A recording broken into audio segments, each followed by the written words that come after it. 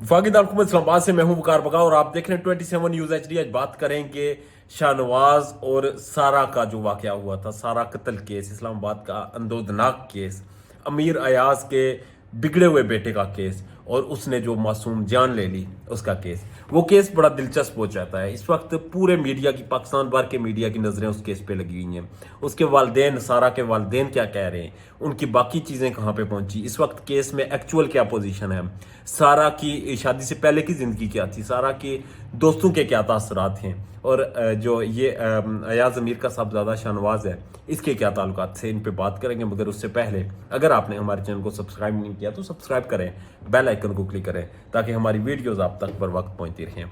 खबरें ये हैं कि सारा जब शादी से पहले शाहनवाज के साथ उसकी सोशल मीडिया के जरिए दोस्ती हुई तो शाहनवाज वहाँ पे बड़ा मजहबी, बड़ा सुलझा हुआ, बड़ा एक डिसेंट इंसान बनता था। वो बड़े डिसेंट तरीके से उससे बात करता था। वो उसे मोटिवेशनल स्पीकर्स की स्पीच भेजता था, उनके कोट्स भेजता था। वो सूफियाना तर्ज ज़िंदगी गुजारने का उसे कायल दिखाता था खुद को। वो सूफीज़म प्रमोट करता था और उसने उस लड़की को इस तरह हाथों में डाला कि सारा के वालिदैन का कहना है, स्पेशली सारा के वालिद का, कि मैं खुद दंग रह गया कि मेरी बेटी को इसने शीशे में कैसे उतारा, क्योंकि वो मुझे भी हाथों में डाल चुका था। वो इतना खिलाड़ी था, इतना कारीगर था कि उसकी बात करता था तो उसमें इतनी चालबाजी होती थी, कोई बंदा उसे पॉइंट आउट नहीं कर सकता था। उसने सारा को हाथों में लिया, बातों में बसाया और फिर सारा को एक ऐसे मुकाम पे ले गया कि वो उसकी मौत वाक़या हो गई। ये एक ऐसा शख्स था जो शादी से पहले सारा के साथ बड़ी डिसेंट तरीके से बात करता था, बड़े अच्छे तरीके से पेश आता था। मगर शादी होने के बाद ये अब्यूसिव लैंग्वेज शुरू कर दी इसने गालम गलोच शुरू कर दी। इसने सारा के साथ है तक अमेज रवैया शुरू कर दिया और उसे मेंटली टॉर्चर करना शुरू कर दिया। ये सारी चीज़ें सामने आई, ये सारी चीज़ें हमने देखी, ये सारी चीज़ें हमने ऑब्जर्व की। मगर सारा ने सब्र रखा। 3 महीने वो मेंटली टॉर्चर से गुजरी। इस सारे मामले को ठीक करने वो दुबई से पाकिस्तान आती रही, मगर वो दरिंदा, वो जिसके सर में खुमार था मगर पैसा उसके पास नहीं था, पैसा वो सारा से मांगता था।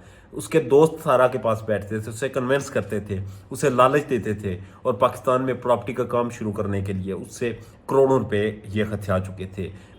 नई मर्सिडीज उससे हथिया चुके थे, मजीद पैसे उन्होंने खाए उससे। मगर सारा ने सब्र रखा।